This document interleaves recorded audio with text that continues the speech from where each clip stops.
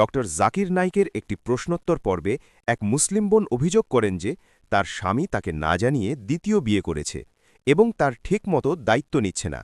এতে তার জীবন নষ্ট হয়ে গেছে। নারীটি জানতে চান, ইসলাম কেন পুরুষদের একাধিক বিয়ের অনুমতি দেয়, যেখানে প্রথম স্থির অনুমতির বাধ্যবাধকতা নেই?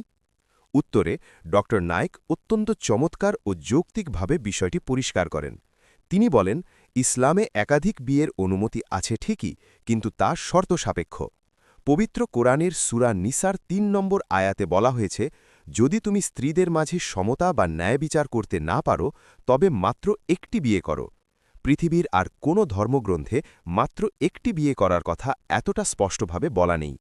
এরপর ডক্টর নায়েক বোনটিকে একটি গুরুত্বপূর্ণ প্রশ্ন করেন, আপনি কি আপনার বিয়ের কাবিননামা বা নিকাহনামায় কোনো শর্ত দিয়েছিলেন? বোনটি স্বীকার করেন যে তিনি জানতেনই না যে এমন কোনো শর্ত দেওয়া যায়। তখন ডক্টর নায়েক স্পষ্ট করেন যে ইসলাম নারীকে অধিকার দিয়েছে বিয়ের চুক্তিতে শর্ত জুড়ে দেওয়ার।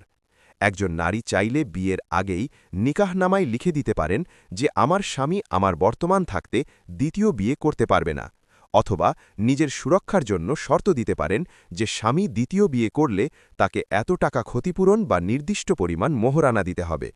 নারী সমাজ নিজেদের ইসলামী অধিকার সম্পর্কে না জানার কারণেই আজ এমন ক্ষতির সম্মুখীন হচ্ছেন। বিশ্বে পুরুষের তুলনায় নারীর সংখ্যা বেশি হওয়ায় বহুবিবাহ সমাজকে অনাচার থেকে রক্ষা করতে একটি ঐচ্ছিক সমাধান মাত্র। সবশেষে ডক্টর নায়েক বোনটিকে একটি অত্যন্ত জরুরি উপদেশ দেন।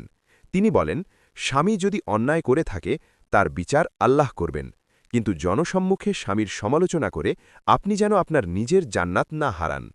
ইসলাম নারীদের যে সর্বোচ্চ সম্মান ও অধিকার দিয়েছে তা জানা ও প্রয়োগ করাই পারে এমন অনেক সমস্যার সমাধান করতে। ভিডিওটির বার্তাগুলো আপনার কাছে কেমন লাগলো?